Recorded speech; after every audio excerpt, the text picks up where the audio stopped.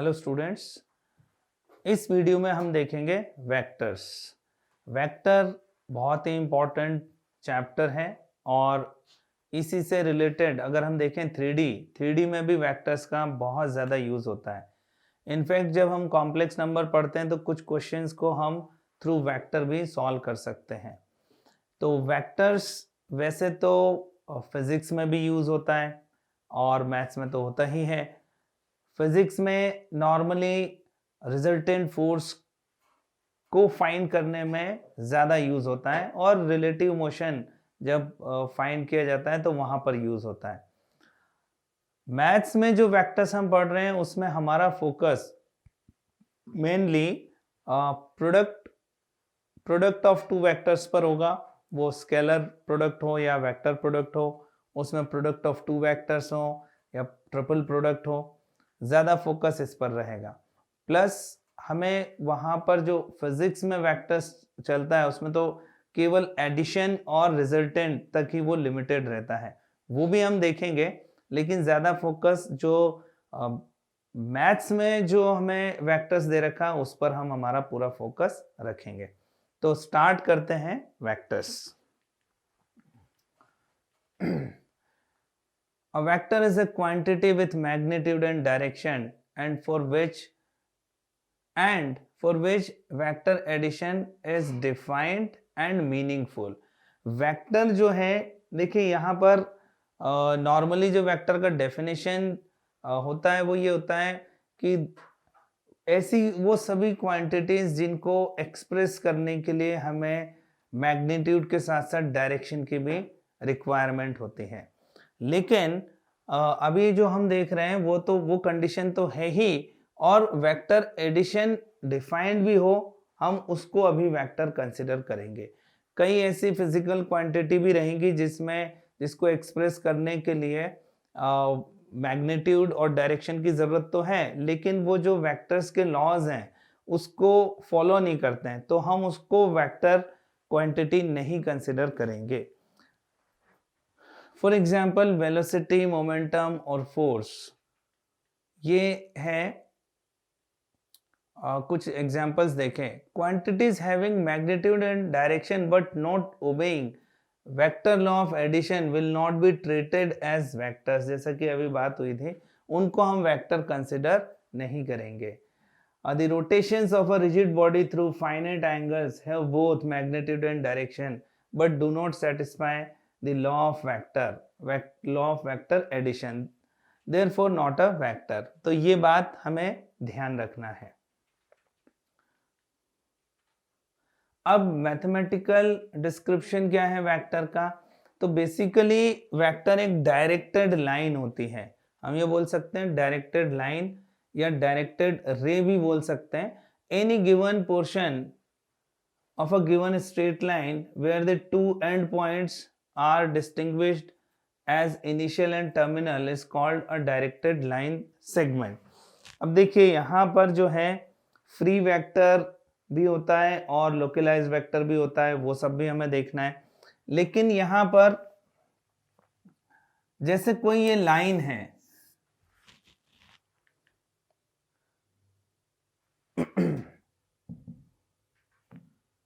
हमने कोई एक लाइन लिया, डायरेक्टेड लाइन सेगमेंट, ये लाइन है।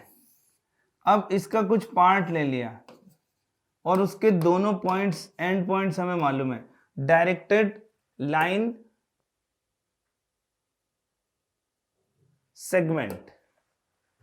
तो अब यहां A to B, अगर इस तरीके से इसको डायरेक्ट कर दिया A to B, ठीक है, अगर हम रे की बात करेंगे तो फिर वो इनफाइनाइट लेंथ का हो जाएगा, जिसमें इनिशियल पॉइंट हमें पता रहेगा, फाइनल पॉइंट तो उसका एंड पॉइंट हमें मालूम नहीं रहेगा। हालांकि वो भी डायरेक्टेड लाइन नहीं बोलेंगे, डायरेक्टेड रे होगा उस केस में।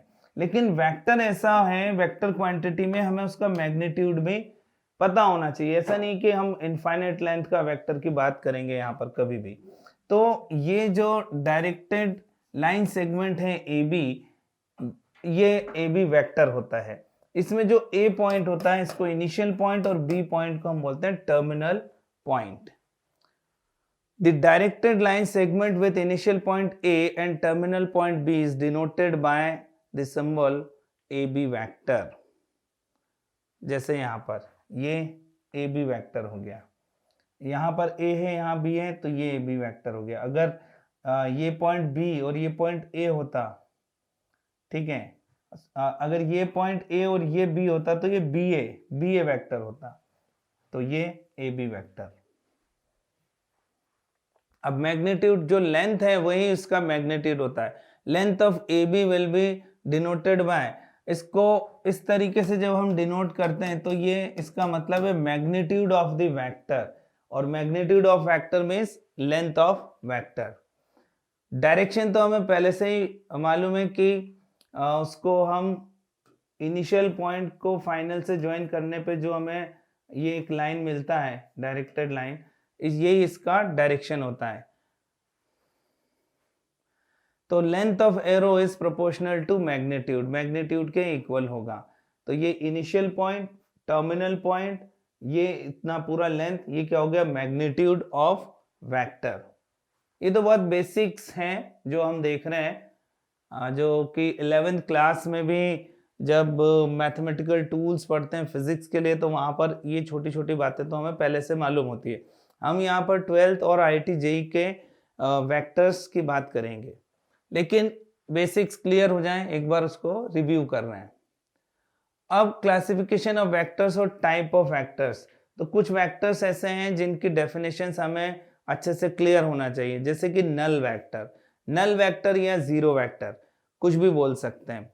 तो नल वेक्टर, वेक्टर कैसे हम फाइंड करते हैं, हमारे पास में एक इनिशियल पॉइंट होता है और एक फाइनल पॉइंट होता है। इनिशियल को फाइनल से ज्वाइन करने पर हमें ये वेक्टर AB मिलता है, ठीक है। लेकिन नल वेक्टर में क्या होता है, इनिशियल पॉइंट और फाइनल पॉइंट सेम हो जाता है। अब क्योंकि इनिशियल पॉइंट और फाइनल पॉइंट सेम हो गया, तो अब इसका जो डिस्टेंस होता है, distance between initial and final, वही तो मैग्नीट्यूड होता है, वो लेंथ। अब यहाँ वो लेंथ है ही नहीं, इसलिए नल वेक्टर हो गया। और डायरेक्शन, इनिशियल को फाइनल से ज्वाइन करने पर जो डायरेक्शन मिलता है, जो डायरेक्टेड लाइन मिलता है, वही डायरेक्शन ऑफ वेक्टर होता है। अब यहाँ पर इनिशियल भी यही पॉइंट है, फाइनल भी यही पॉइंट है, इसको कैसे ज्वाइन करें हम, तो हम किसी भी डायरेक्शन में जा सकते हैं। Therefore, direction of null vector is arbitrary, any direction, no specific direction. So magnitude is equal to 0 and direction equal to any arbitrary direction, कुछ भी उसका डायरेक्शन हो सकता है। नल वेक्टर जो है, नल वेक्टर को नॉर्मली कैपिटल लेटर O से डिनोट करते हैं। तो ये इस तरीके से, कभी इस तरीके से लिखा हुआ है vector A plus vector B equal to, ये जीरो नहीं होता, बेसिकली ये जीरो वेक्टर होता है, मीन्स नल वेक्टर होता है। सेकंड डेफिनेशन है यूनिट वेक्टर। यूनिट वेक्टर, जैसे कि हमें इसके नाम से पता चल रहा है, vector whose magnitude is unity, ऐसा वेक्टर जिसका मैग्नीट्यूड 1 यूनिट का है, लेंथ 1 यूनिट है, वो यूनिट वेक्टर होता है। अब सपोज ये कोई वेक्टर है और इसका कुछ लेंथ है AB वेक्टर, कुछ भी लेंथ है। अब यहां से इसी पर एक पार्ट हमने ले लिया यहाँ पर, जो कि 1 यूनिट डिस्टेंस का है। सपोज ये C पॉइंट है, तो ये 1 यूनिट डिस्टेंस पर हमने ये ले लिया, ये 1 यूनिट डिस्टेंस है। तो ये जो AC वेक्टर होगा, क्योंकि इसका मैग्नीट्यूड 1 है, तो ये यूनिट वेक्टर हो गया। अब इसका डायरेक्शन क्या है, इसका डायरेक्शन ऑफ AB के इक्वल ही है, लेकिन मैग्नीट्यूड तो सेम नहीं है इसका। तो अब यूनिट वेक्टर हम कैसे फाइंड करेंगे, अगर कोई भी वेक्टर है उसको किसी नंबर से जब मल्टीप्लाई करते हैं तो क्या होगा, अगर वो नंबर ग्रेटर देन 1 है तो उसका लेंथ इंक्रीज हो जाएगा। सपोज ये A वेक्टर है, तो 2A वेक्टर कैसा होगा, ये डबल लेंथ हो गया, ठीक है। अब अगर किसी वेक्टर A को उसी के मैग्नीट्यूड से डिवाइड कर दें और अब इसका मैग्नीट्यूड लें, तो वो तो 1 ही आएगा, क्योंकि मैग्नीट्यूड ऑफ A वेक्टर वो मॉड ए हो गया और ये तो ऑलरेडी मॉड ए है, उससे ही कैंसिल आउट होगा तो 1 हो जाएगा। तो इसी तरीके से हम यूनिट वेक्टर को फाइंड करेंगे। मैग्नीट्यूड 1 होता है, डायरेक्शन ऑफ ए ही होगा। और दूसरी बात ये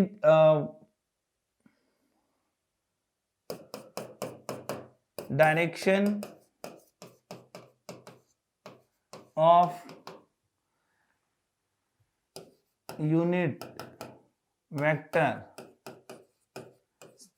वेक्टर को ए कैप से डिनोट करते हैं। Direction of unit vector A cap is same as the direction of vector A. और अगर हमें ए कैप फाइंड करना है, ठीक है, अगर यहाँ स्मॉल लिया है तो ये ए वेक्टर अपॉन मैग्नीट्यूड ऑफ ए, इस तरीके से हम इसको फाइंड कर सकते हैं यूनिट वेक्टर, ठीक है। तो इस तरीके से ये हम फाइंड कर सकते हैं यूनिट वेक्टर। सपोज यहाँ पर हमें कोई वेक्टर दे रखा है, suppose A equal to 3i minus J plus K, और ए कैप फाइंड करना है, तो वो क्या आ जाएगा 3i minus J plus k cap divided by root 9 + 1 10 + 1 11। ये इसका यूनिट वेक्टर हो जाता है। बहुत सिंपल सी बात है। Unit vector along coordinate axis, coordinate axis के अलोंग, अब सपोज ये एक्स एक्सिस है, यहां पर ये वाई एक्सिस कंसिडर किया है और ये जेड एक्सिस है। तो एक्स एक्सिस पर 1 यूनिट लेंथ लिया हमने, तो ये जो आया ओ ए, सपोज ये ओ बी और ये ओ सी, तो ये जो ओ ए वैक्टर है ये इसको आई कैप से डिनोट कर दिया। कैप लगा इसका मतलब यूनिट वेक्टर है, और आई पर लगा इसका मतलब अलोंग एक्स एक्सिस है। Similarly j cap unit vector along y axis, k cap unit vector along z axis. तो unit vector in direction of x axis is equal to i, y में j और Z के लिए के होगा। Free vectors, देखिए जो जिन vectors को हम अभी डील करेंगे वो फ्री वेक्टर्स होंगे, ठीक है। अगर कुछ मेंशन नहीं किया तो वो फ्री वेक्टर्स होंगे। जैसे ये 2 वेक्टर्स हैं, ये 2 वेक्टर्स, इनको 2 वेक्टर्स हम कंसिडर करें और ये पैरेलल हैं। अब ये फ्री वेक्टर्स का मतलब है इनको हम कहीं पर भी मूव कर सकते हैं, बस इनका डायरेक्शन चेंज नहीं करना है, डायरेक्शन सेम ही रहेगा। इस तरीके का डायरेक्शन है तो ये डायरेक्शन ऐसे ही रहेगा, इनको आगे पीछे ऊपर नीचे कैसे भी ले जा सकते हैं, रोटेट नहीं करना है बस ये।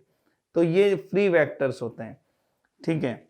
और लोकलाइज वेक्टर में उनके initial point final point fix हो जाते हैं।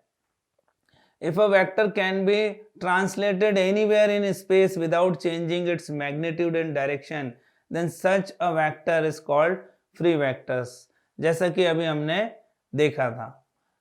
नेक्स्ट है इक्वल वेक्टर्स। इक्वल वेक्टर्स मतलब vectors, 2 vectors are said to be equal if they have the same magnitude and direction. दोनों के मैग्नीट्यूड्स और डायरेक्शन सेम है तो फिर वो इक्वल वेक्टर्स होंगे। और ये इसका डेफिनेशन है, 2 vectors are said to be equal if they have the same magnitude comma direction, ठीक है, and represent the same physical quantity. Same physical quantity को भी रिप्रेजेंट करते हैं। अगर कोई भी 2 वेक्टर इक्वल हैं, सपोज ये एक वेक्टर है और ये दूसरा वेक्टर है, if vector a is equal to vector b, equal है, तो फिर हम ऐसा लिख सकते हैं vector a equal to vector b. अगर vector a equal to vector b है तो इनके मैग्नीट्यूड और डायरेक्शन सेम होंगे, लेकिन अगर magnitude of a equal to magnitude of b है, it doesn't mean that vectors are equal vectors, क्योंकि ये जो वेक्टर है सपोज ए और ये जो वेक्टर है बी, इन दोनों के मैग्नीट्यूड हमने अभी सेम लिए हुए हैं लेकिन डायरेक्शन डिफरेंट है, so these two are not equal vectors. Next है कोलिनियर वेक्टर्स। कोलिनियर वेक्टर्स, हालांकि इससे एसोसिएटेड थ्योरम भी देखना पड़ेगा।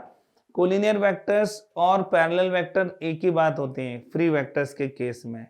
तो अगर वो एक ही लाइन के अलोंग है तो भी कोलिनियर बोलेंगे, और अगर वो पैरेलल टू सेम सपोर्ट है तो भी वो कोलिनियर वेक्टर्स ही होते हैं, because vectors are free vectors, we are dealing with free vectors. तो अगर ये पैरेलल भी है तो हम इसको कहीं पर भी शिफ्ट कर सकते हैं और फिर एक लाइन पर भी ला सकते हैं, इसलिए कोलिनियर और पैरेलल का डेफिनेशन सेम होता है फ्री वेक्टर्स के केस में। Collinear vectors are also called parallel vectors if they have the same direction, they are named as like vectors, otherwise unlike vectors। तो अब यहां पर भी इसको कैटेगराइज कर दिया है पैरेलल वेक्टर्स में भी। अगर डायरेक्शन सेम हो गया तो इनको लाइक वेक्टर्स बोलेंगे, और अगर डायरेक्शंस सेम नहीं है तो उसको हम क्या बोलेंगे, अनलाइक वेक्टर्स बोलेंगे।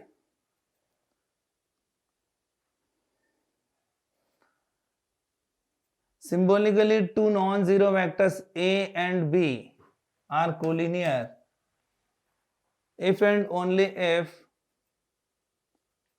A is equal to K times B, where K belongs to R। अब ये एक important relation है। देखिए, ये एक वेक्टर है A और यहां पर एक और वेक्टर है B।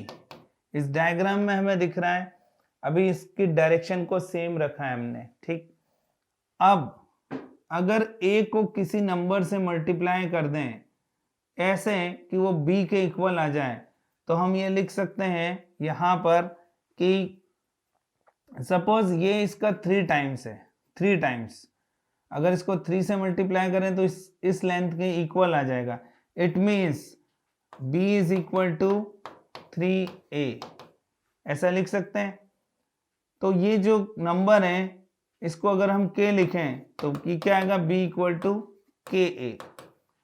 अगर किसी भी वेक्टर को किसी स्केलर क्वांटिटी से मल्टीप्लाई करते हैं तो उस वेक्टर का डायरेक्शन तो सेम रहेगा, लेकिन उसका लेंथ कम या ज्यादा हो सकता है।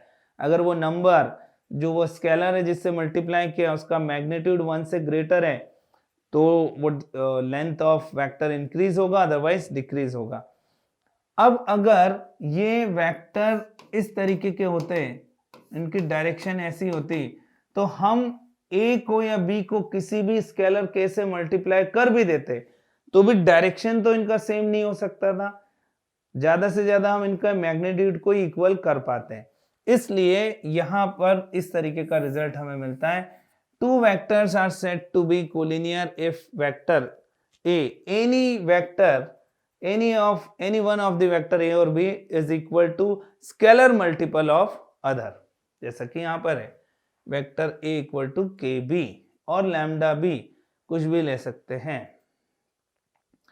अब जैसे मान लीजिए कि ये दो वेक्टर्स हैं, vector A and vector B।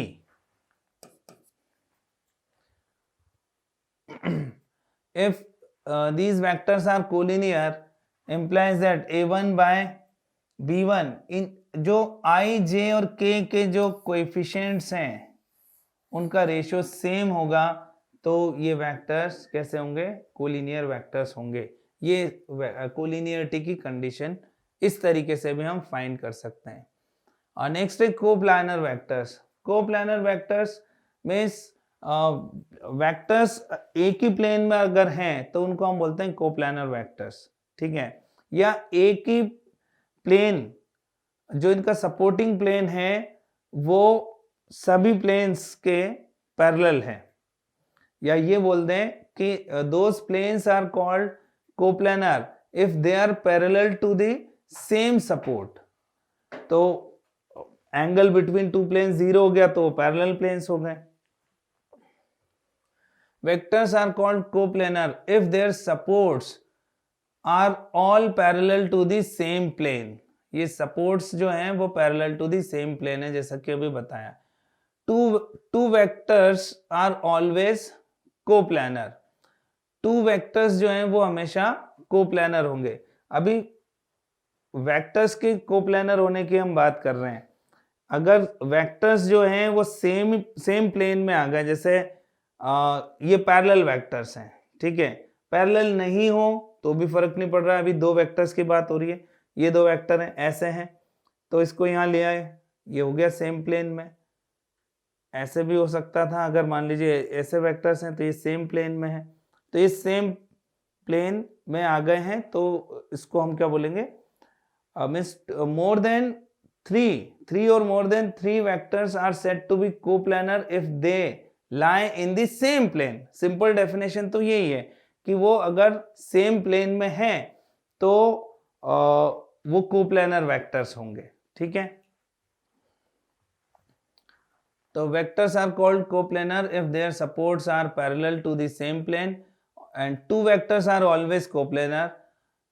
Coplanar vectors में have any directions and magnitude, उनके डायरेक्शन कुछ भी हो सकते हैं, डायरेक्शन ये पैरेलल होना जरूरी नहीं है, पैरेलल वेक्टर कोप्लेनर तो होंगे ही, और अब जैसे डायरेक्शन डिफरेंट भी है तो उससे कोई फर्क नहीं पड़ रहा है, ये डिफरेंट हो एक ही प्लेन में है, एक ही प्लेन में कैसे भी हो सकते हैं दो या दो से ज्यादा vectors.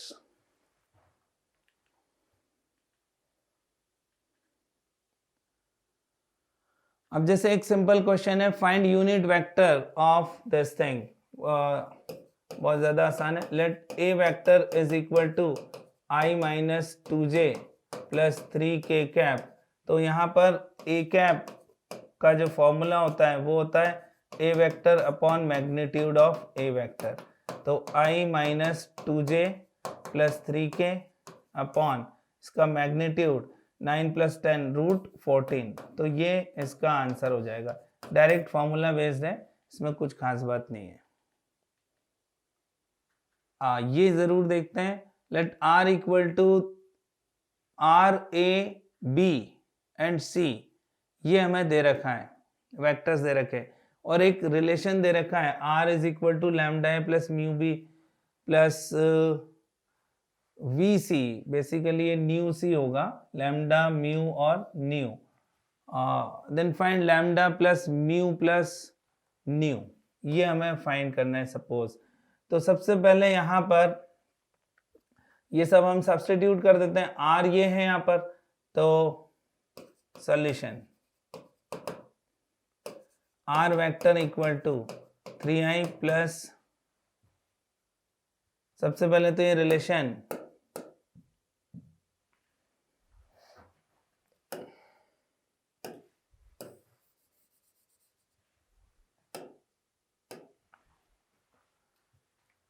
Are vector equal to lambda a plus mu B plus nu c, ये हमें दे रखा है। तो आर वेक्टर यहाँ पर है 3i plus 2j minus 5k equal to lambda into A vector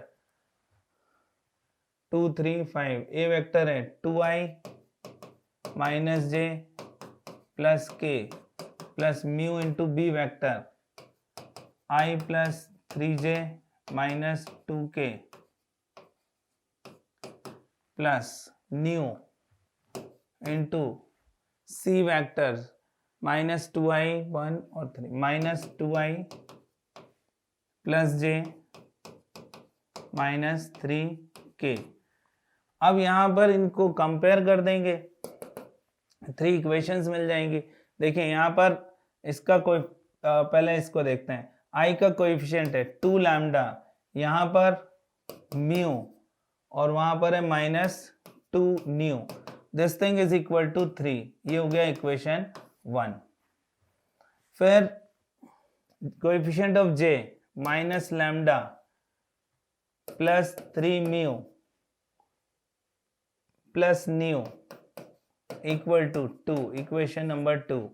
coefficient of k lambda, coefficient of k देख रहे हैं minus 2 mu minus 3 nu equal to minus 5। अब इन तीनों इक्वेशंस को हम सॉल्व कर लेंगे तो हमें आंसर मिल जाएगा। इनको सॉल्व करते हैं, तो सबसे पहले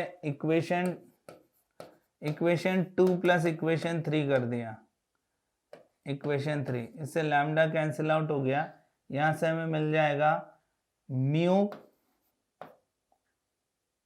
minus 2 nu is equal to, क्योंकि ऐड किया है, -3, इक्वेशन नंबर 4। ठीक, और अब इन दोनों से लैम्डा को एलिमिनेट कर देते हैं, इसको 2 से मल्टीप्लाई कर देते हैं, तो इक्वेशन 1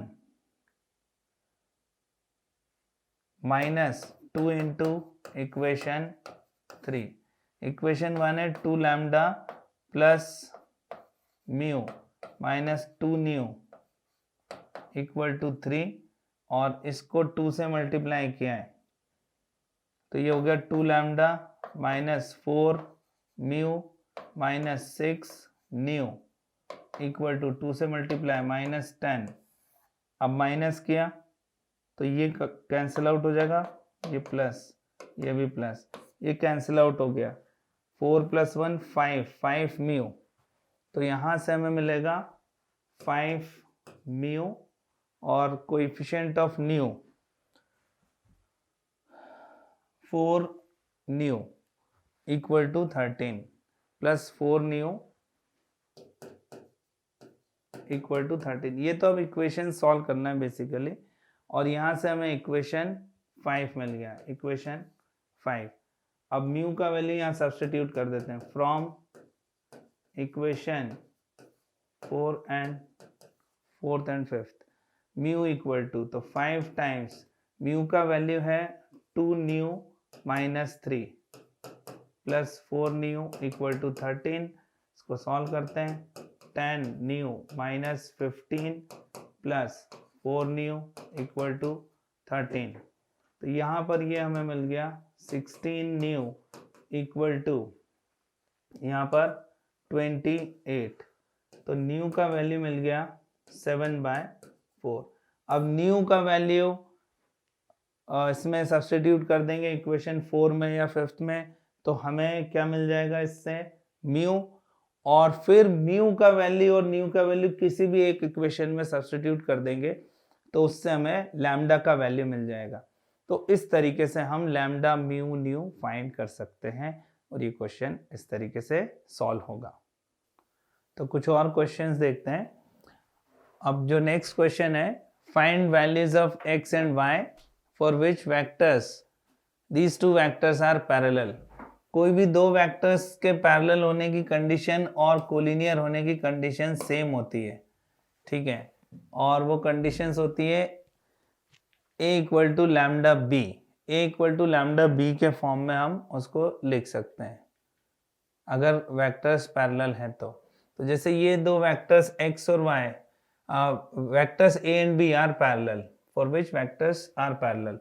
तो अब इस क्वेश्चन में इसको कैसे करेंगे,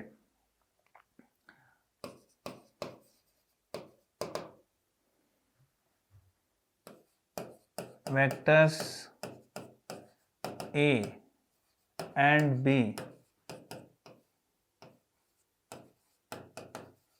will be parallel,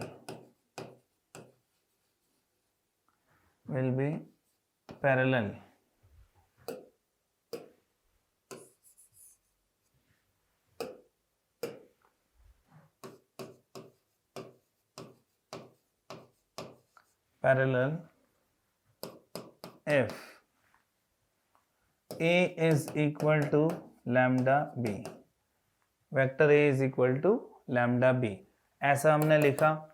तो a वेक्टर है x plus 2 into i cap minus x minus y into j cap plus k cap is equal to lambda times this thing, x minus 1 into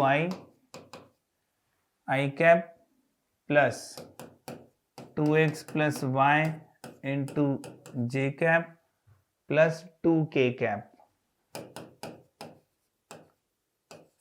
ये हो गया।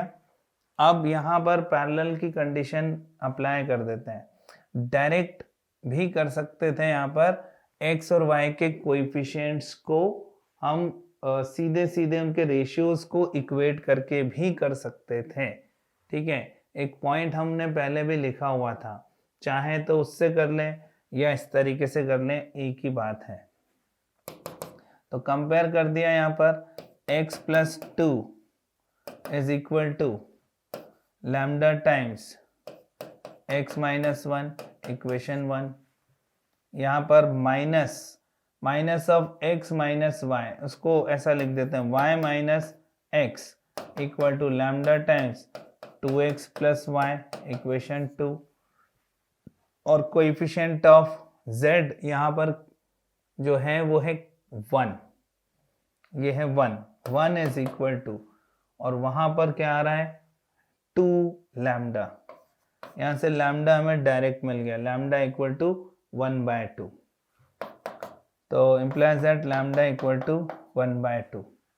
ठीक है, तो ये आ गया। अब लैम्डा इक्वल टू 1/2 इक्वेशन 1 और 2 में पुट कर देते हैं। Put lambda equal to 1/2 in equation 1 and equation 2।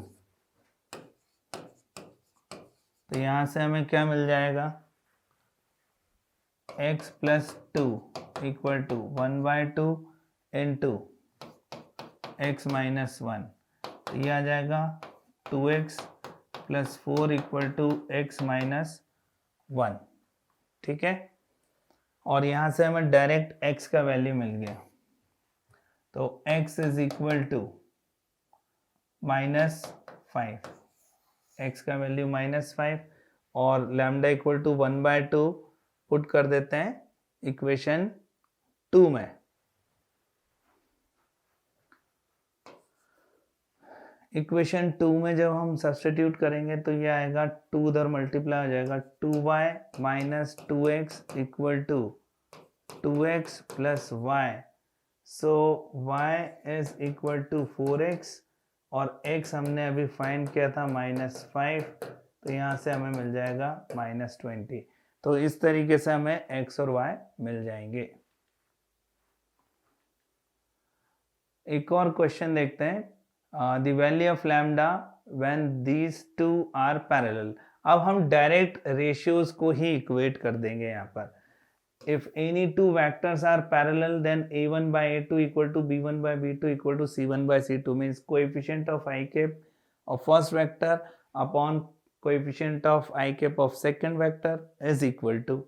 Similarly j का coefficient और इसके coefficient, यहाँ पर b में j के coefficient का रेशियो ये सेम होगा। So since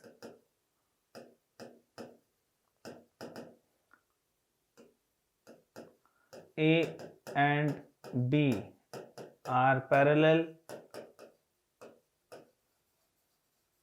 therefore 2/8 is equal to -3 by lambda is equal to 1/4।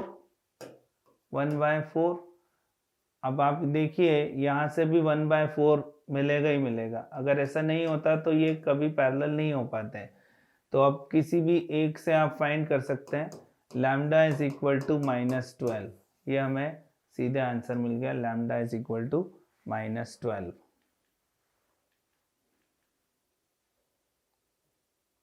फिर एक और क्वेश्चन है, if a and b are known collinear vectors, then find value of x for which vector alpha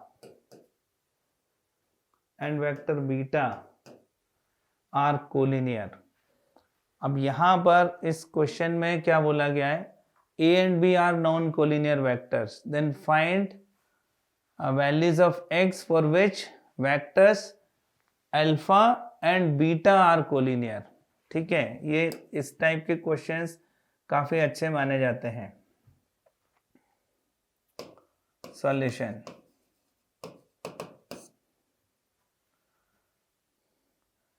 if alpha vector and beta vector are collinear,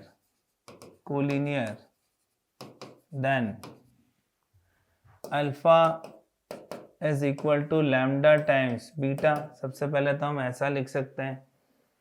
अब यहाँ पर alpha और beta substitute करते हैं, तो अल्फा और बीटा सब्स्टिट्यूट किया, x minus 2 into a vector plus b vector equal to lambda times beta 3 plus 2x into a vector minus 2b vector.